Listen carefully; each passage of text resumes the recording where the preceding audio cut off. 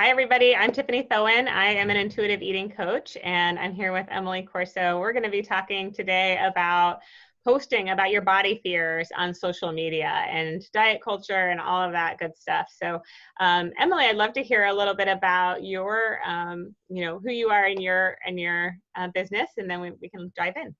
Yeah, sure. My name is Emily Corso. I'm the owner of Bold and Badass Fitness, and we're a fitness facility. We were a gym, now we're an online fitness facility for people who are looking for somewhere that's body positive, queer friendly, somewhere where they can be themselves, but also, push themselves and learn and grow and explore new things. So we have a really supportive, awesome fitness community, and I'm stoked to be here. I love it. That's awesome.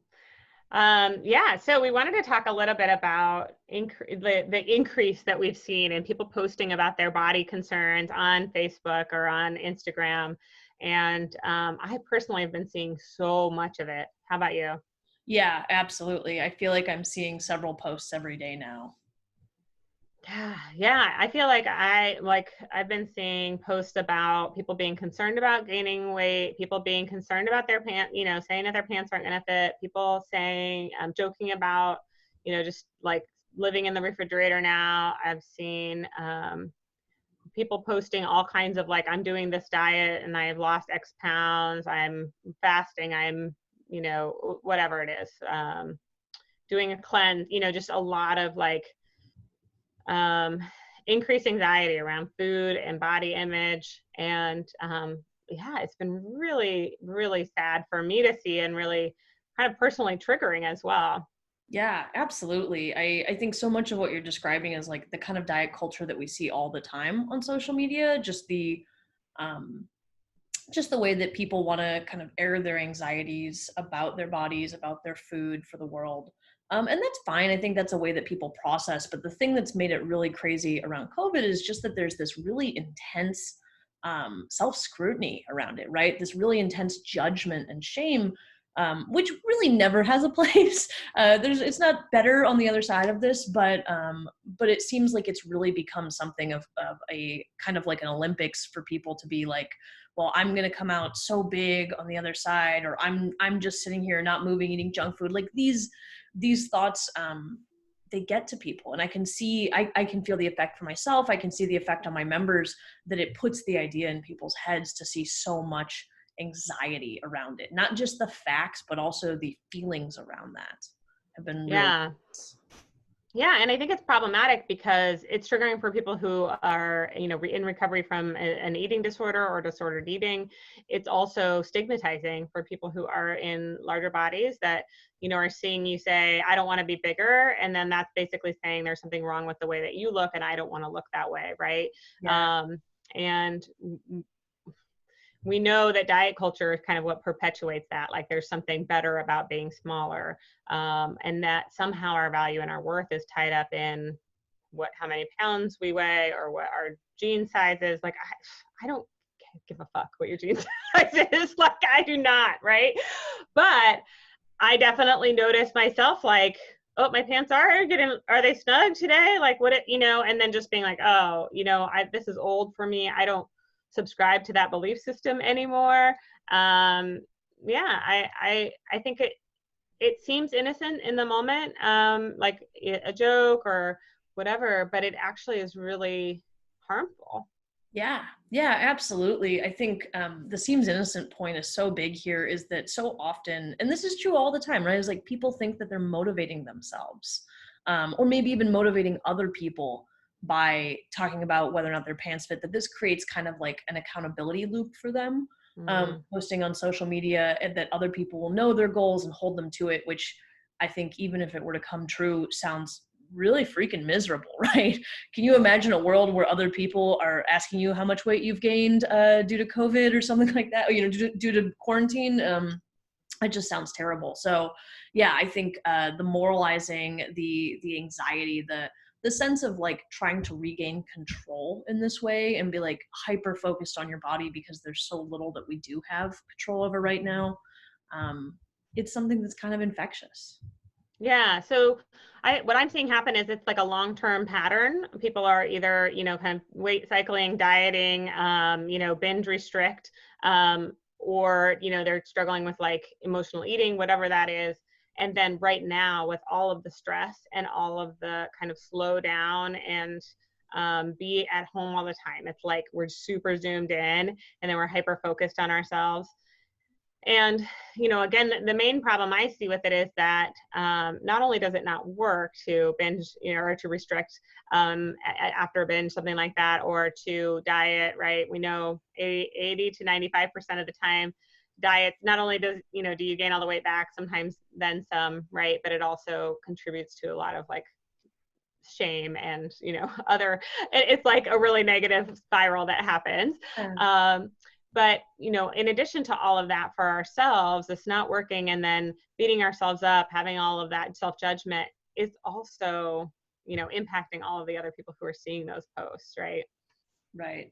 Yeah. Yeah. Exactly. Like you said, is like people could be seeing these posts thinking, and like, what you're most afraid of, what all these people are most afraid of in the midst of a global pandemic where they could die is being heavy, right? Is that someone could be looking at it thinking your worst nightmare is to be me, but also that there could be a lot of people who are either, explicitly in recovery from an eating disorder who are triggered by seeing that. I've mentioned that to people sometimes, like, well, that's just, that's a very small percentage of the population. It's not.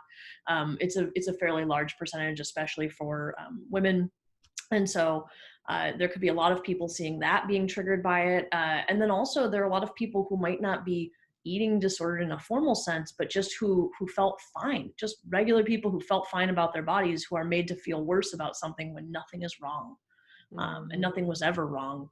And that's exacerbated by this like cycle of self-flagellation, really. Yeah, yeah. And so, and it's also just boring. Like, come on. Can we talk about something else besides our pant size? Like, man, like I need real connection with people right now. I want to know how you're actually doing. I want to smile and laugh and cry with you, right? I don't want to be picking myself apart. I don't want to listen to you pick yourself apart, right? Right. And that's not to say if you're having anxiety about your body, definitely get support. Like I'm not trying to make light of it. I understand that it really is a genuine struggle, and having challenges around body image is not it's not silly or frivolous. It's painful. But like talking about trying to control that 5-10 pound weight gain, whatever, on social media right now, it's like it's definitely to me not the most important or valuable thing. And I think that we need to be thoughtful about putting that out there. So what are some things we could do instead? Like what do we do about this, like kind of wanting to post, seeing people post, all the food body struggles on social media right now? I mean, one thought that I have is like, if you are experiencing, and I've heard this, I've heard this from so many people, including other coaches and people in the fitness industry, is like, it's hard to feel good in your body right now when you're more sedentary than usual. And not because it changes your body, just because your body feels bad. Like everybody feels stiff when they sit all day. Everybody feels like a slug right now. That's normal. That's because we're here indoors all the time. I think the flip side of it is if you actually need support around anxiety, go to somewhere where you can get that support, right? You won't just throw everything you think into the public realm, because who knows what you get back from people. It may not be what you want, what's going to make you feel best, what's going to lead you to your best life anyways. So I would always tell people is like, if you have a community, I have a Facebook group. I know my members will post in there about the ways that they're feeling, and there they can get support from a more like a place with a little bit of a different culture around it. There are lots of different Facebook groups. There are lots of different websites that focus on that kind of stuff. A person could also seek out a professional for that kind of help. So that's one idea. Yeah, definitely support that I offer for my clients, and even for people who aren't my clients, like reach out to me. I don't want anybody to be struggling in pain around this right now. So well, ever really, but especially right now. So so reach out, get support. I love that. My thought too is talk with your friends and family about like make it like no commenting on bodies pact, right? Like this is like one last thing we need right now. And so asking for support from your friends in terms of like just not let's just not pick at ourselves right now. Yeah, absolutely.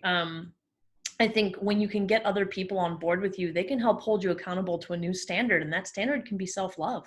I know it sounds Mhm. crazy, but it's like you can have people remind you when you're apologizing for nothing or when you're picking yourself apart, and really thinking about, like, this is kind of in some ways, this is like a put your own mask on first, where you've got to take care of yourself before you can take care of other people. But it's also a question of modeling for the people that you love and I know so many of the people that I work with, so many of my friends are parents, or they're part of another community. And it's like, if you're a mom, you're modeling this behavior for your kids. You're modeling self-love for your kids. And not to, like, I know parents have enough to deal with, but it's like, we have to consider how many people are seeing that, and how you can focus on the good that it can cause to not go that route. Yeah, absolutely. And and your friends who are in larger bodies will appreciate you not posting those kinds of things as well. And, if you've done this in the past, if you did it earlier today, this is not meant to like give you something to beat yourself up about. That's absolutely not the goal here. Yeah. We were just kind of talking about how Facebook shows us, our own things that we put out in the past. And I was kind of, what was kind of considered a health coach before I became trained in intuitive eating and a coach under my nursing license. And, I definitely had some things that I would say were pretty like diet culture, stigmatizing messages. And so that pops up sometimes and I'm like, oh man, but now I know that, there's harm in that. And I know that not only does it harm, me, but it harms other people as well. And so kind of giving myself some forgiveness for that. And when, I know differently now. And so the best that I can do now is to really try to help shift the culture around it, and that change the conversation. Right. Yeah, I love that. I think that's such an important thing to mention too, is like, like you said, I also see a lot of things from my past. I was a competitive athlete. I was an athlete in a weight class sport. So making a certain weight was part of my job at one point in my life, crazy as that might sound. Mm-hmm. And when I see the things that I talked about then as a coach, as an athlete, just as a person in the world, sometimes I feel embarrassed about it, but I also understand, like, that's just where I was in my progress at that time. That's where I was in my life, and it's how I saw the world. And I think one of the things that we can do now as we move forward, if you're someone who wants to change the way that they talk about themselves, or if you're someone that wants to help other people understand that too, I think a lot of it has to do with framing, right? So it's like, we all have thoughts. No one's saying you can't have thoughts. No one's saying you can't talk about your fears and anxieties. But how you frame them is really, really important. And so when things are framed in terms of moralization, Mm-hmm. right? When things are framed in terms of good and bad, that's where it becomes really harmful and toxic. So it's okay to be like, wow, my body feels weird. I feel like an alien to myself right now. Like, I feel disconnected. My clothes don't fit. I don't understand how to behave in the world. Those are all okay things. It's when you're negative about it. It's when you beat yourself up and you ask other people to either pile on and beat yourself up with you, or to fight you about whether or not you're a good person. Those are where things, I think, really go sideways. So even if you need to keep seeking support in a public way for it, just thinking about how you say it. Yeah, absolutely. I think it is important also to kind of start to question, like, where did this mentality come from? Why do I think that there's something bad or wrong with the way my body is, or that there would be something bad or wrong with my body if I weighed, more. Yeah. There's a lot, in the health at every size community and movement. There's a book called Health at Every Size that talks about, that we need to really unhook those things, and we can still focus on feeling well without scrutinizing our bodies, right? And without saying like that there's something wrong with our size or our weight. So you certainly can still like eat some more veggies, right? Like go for a walk, whatever it is. But also right now, we're going to be talking about this in a little bit in some further videos. Just there's so much happening in terms of, just stress and trauma, right? And grief right now, that we're probably not going to feel amazing no matter what, but blaming it on weight gain is really misguided. And again, kind of contributes to that like cycle for all of us. Yeah, I think that's huge too. Yeah, you put it perfectly. All right. Well, thank you everybody so much. And we'll be seeing you again soon. Thanks.